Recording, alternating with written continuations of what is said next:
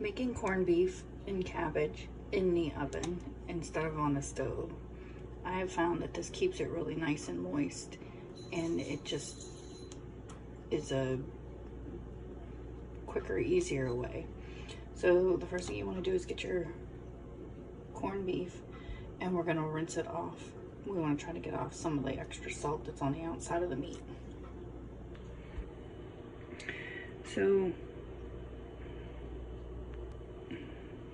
now that we have it all rinsed off and we set our package aside, we're just gonna take it and put the fatty side down.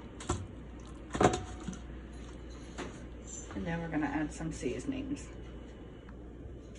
Because we're gonna cook this for about 6 or 8 hours on 425 so that it gets good and tender, I like to put about 1.5 inches of water in the bottom, and then I'll keep looking at it. You're gonna sprinkle over the packet that came with it that has the mustard seed and other seasonings in it. You wanna make sure you get it majorly on your meat. And then I like to add some extra stuff, so I'm gonna put some pepper over it. And then we also like to use some onion powder and garlic powder. So we'll put a little bit of onion powder over this. And now we've got our garlic. We're gonna add a little bit of garlic.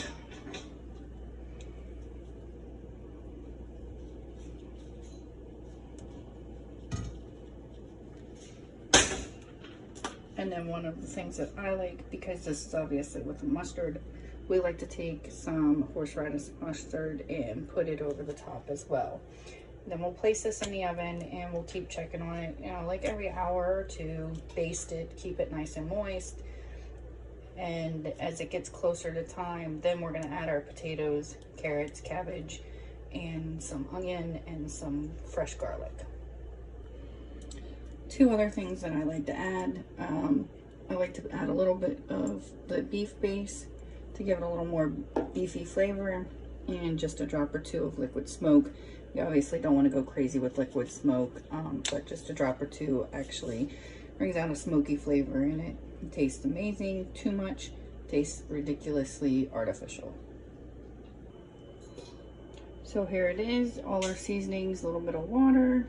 Our oven is set to 425. We'll turn it down a little bit, but for right now, we're just gonna put it in the oven for, I don't know, 2 hours, and then check back on it. Keep basting it, keep it nice and moist and tender.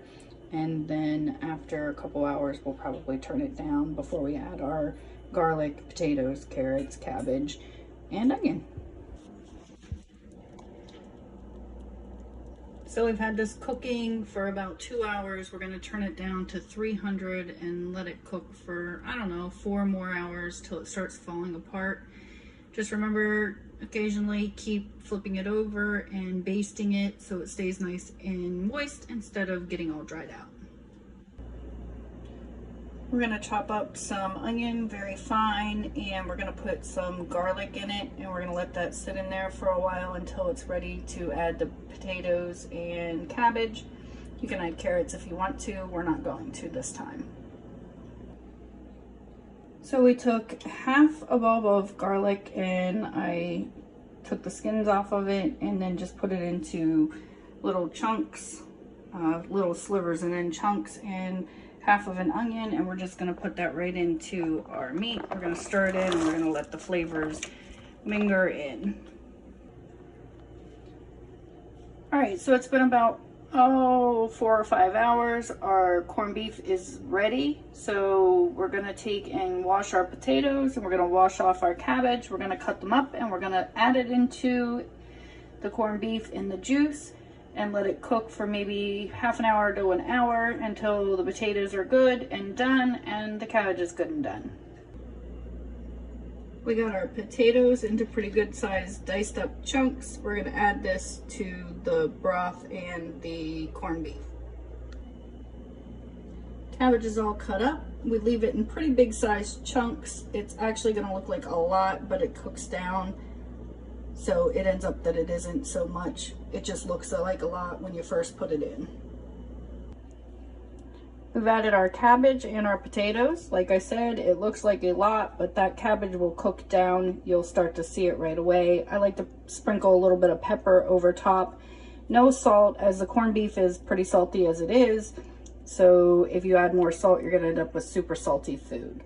So let's sprinkle some pepper over top of this, put it back in the oven at 350, and we're gonna check on it in about a half an hour and stir it around once the cabbage starts to settle down in. And there it is, all done. Corned beef and cabbage and potatoes. No carrots this time, but generally you put carrots in here. Looks amazing, right?